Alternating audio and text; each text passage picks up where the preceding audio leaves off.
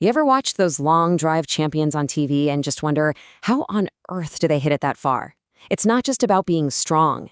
They're using a specific athletic motion to unlock some serious power. And today, we're going to break down the exact drill they use to do it. It's called the step drill. But first, let's just think about this for a second, right? A baseball player strides into a pitch. A quarterback steps into a throw. A tennis player lunges into a serve. In literally every other sport, power comes from movement, from momentum. So why on earth are golfers taught to keep their feet quiet and their head perfectly still? You know what? That one piece of advice might be the single biggest thing holding your swing speed back.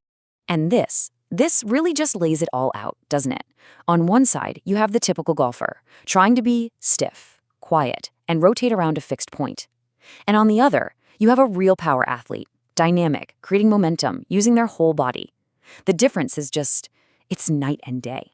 And that difference is the key to unlocking some serious speed. So let's just dive right into it and tackle this whole idea head on, the myth of stillness. We're going to see exactly how this one concept is robbing millions of golfers of their power. Here's the absolute truth of it all. You probably don't need to live in the gym to gain 20 yards. For most of us, the problem isn't a lack of muscle. It's that we're firing our body parts in the completely wrong order. It creates this massive traffic jam in your swing, and it just kills your power. All right, so this brings us to the actual science behind the swing. See, there's a proper scientifically proven order to generating maximum force. And once you understand this, it can fundamentally change how you think about speed. Okay, so the fancy term for it is the kinematic sequence. I know, it sounds complicated, but it's really just a way of saying there's a correct chain reaction for power. Think of it like cracking a whip. The power starts from the handle, or in our case, the ground, and moves all the way up, ending with a massive snap at the tip. Get this sequence right, and speed starts to feel almost, effortless. So what is the correct order? It's simple, but it is so powerful. The downswing has to start with the hips. The torso follows that rotation, then the arms come through, and finally, the club is just whipped through at the very end. Now, most amateurs, they do this completely backward. They start everything with their hands and arms, which completely breaks that chain and leaks all of that amazing potential power. So how in the world do we train our bodies to actually learn this sequence, to make it feel natural? Well, we use this secret weapon that the pros use. It's called the step drill, and it's designed to literally force your body to move in the right order. Okay, here's how it works. You're going to start with your feet completely together. As you swing the club back, you lift your lead foot right off the ground, kind of like a baseball pitcher. And here is the magic moment. While the club is still going back, you're going to aggressively step forward. This creates this incredible stretch across your body. Then you plant that foot hard, and that triggers the downswing, firing your hips first and letting everything else just follow. Now, what's amazing is that this one drill, it's like a silver bullet for the most common, most frustrating swing flaws. That reverse pivot, where your weight goes the wrong way, impossible to do with this drill. That over-the-top slice, this drill fixes it by forcing your lower body to lead the way.